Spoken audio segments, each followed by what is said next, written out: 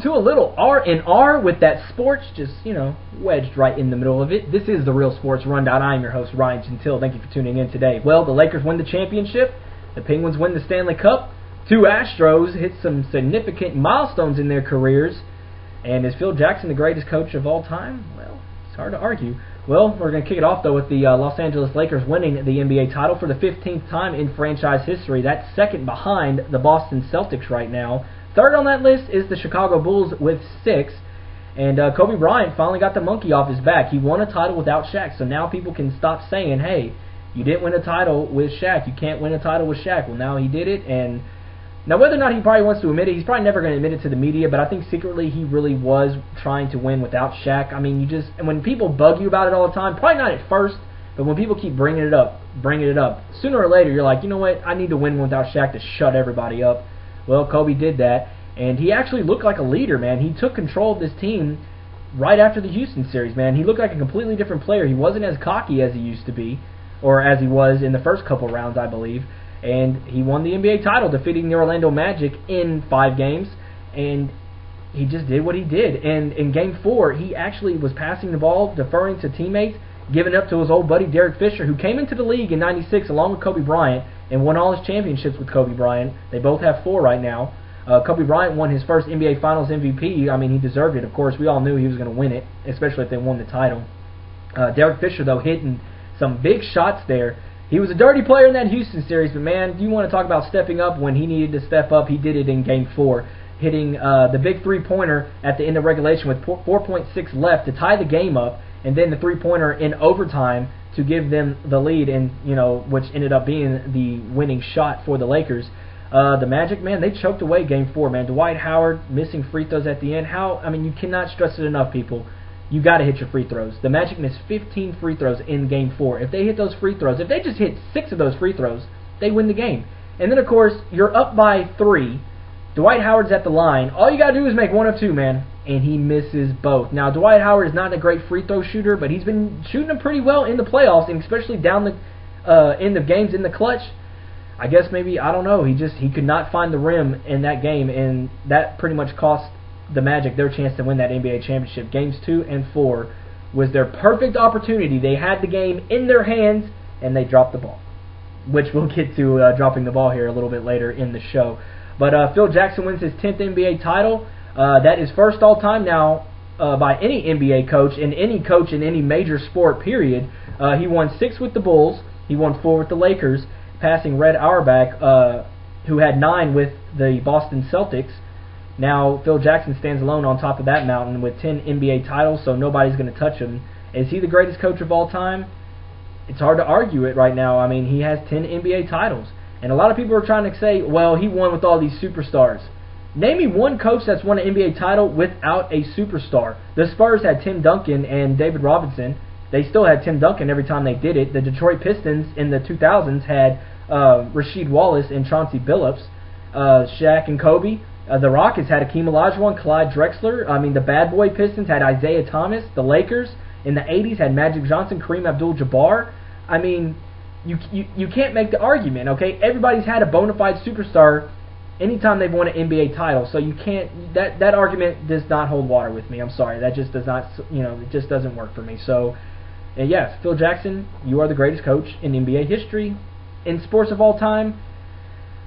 It's hard to argue that one too, man. So congratulations to the Lakers. I'm not a big fan of theirs. I was rooting against you the entire way.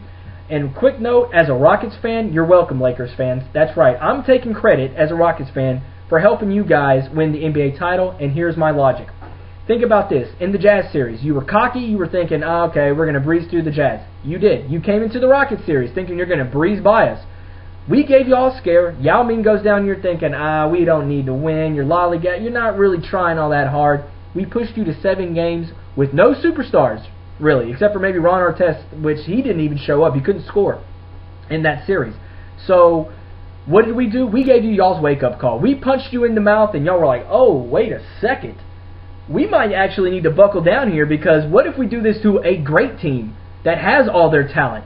We're not going to win a series. We're not going to win a championship. So what did they do to Denver? Popped them in the mouth, knocked them down. Same thing in Orlando. They did that there. So you're welcome, Lakers fans. we handed you that NBA championship. We punched you in the mouth. Now we couldn't finish the deal there, but we helped you win that NBA title.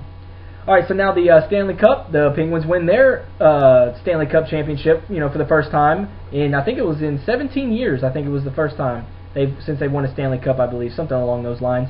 And they bring another title to the city of Pittsburgh, where the Steelers won their Super Bowl. So now is Pittsburgh the greatest sports town of all time, or at least right now?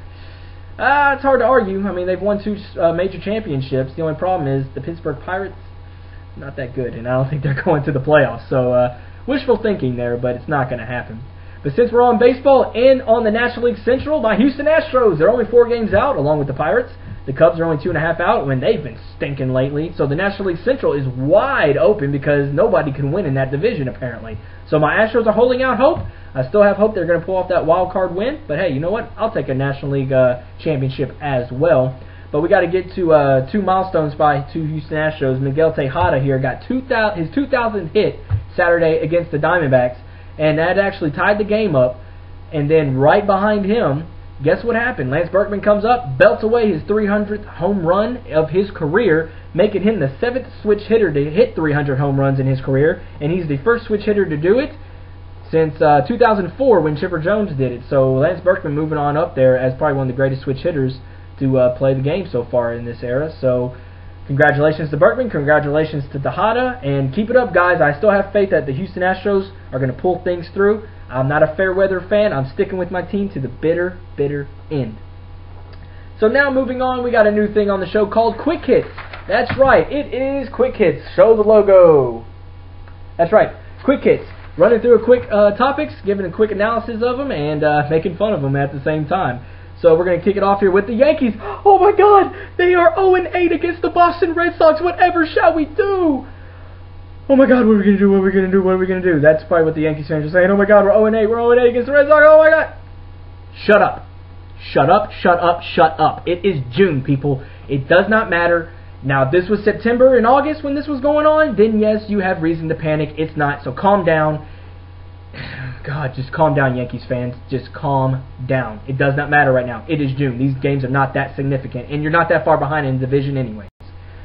Sticking with baseball, Luis Castillo dropped a pop-up to lose a game. That's right. There were 2 outs, bottom of the 9th, runner on second and third, and there's a routine pop-up to the second baseman, Luis Castillo. He goes to catch the ball. What does he do? Boop, off his glove, off his, oh my goodness. What do they teach you in Little League, people? Catch the ball with 2 hands. So this is what you got to do. You get the ball, you catch it, you cover it with your other hand, okay? I don't care if you are a Little Leaguer, college, or getting paid $1 quadrillion billion in the majors. Always use 2 hands. It irritates the hell out of me when everybody's catching it all fancy with 1 hand. Use 2 hands, people, because you never know what's going to happen. And if the Mets lose the division or miss out in the playoffs by 1 game, sorry, Luis Castillo, you're the scapegoat. And then also Milton Bradley hits a fly ball out to right field in the middle of the game. He thought there were 2 outs. He catches it. He's sitting there getting a little cocky, swinging his arms. He tosses the ball into the stands. Sorry, Milton. There was actually only 1 out in the inning. Your catch made it only 2 outs. 2 runs ended up scoring, and they pretty much, the Cubs fans let him have it. They booed him unconditionally when he came up to plate the very next day. So, Milton Bradley, be aware that there's always 2 outs because you got to pay attention. There's a big stadium. There's, look and see. I guarantee they tell you how many outs there are. And then finally, John Daly, Fashion Police. Oh my God, you got to have some cojones to pull off pants like these. John Daly, you are a man with some big cojones because he does not care what anybody thinks. He's going to wear what he wants to wear. And I mean, good God, those are some ugly pants. I'm sorry, John Daly. But, I mean, you are a big guy wearing some ugly pants.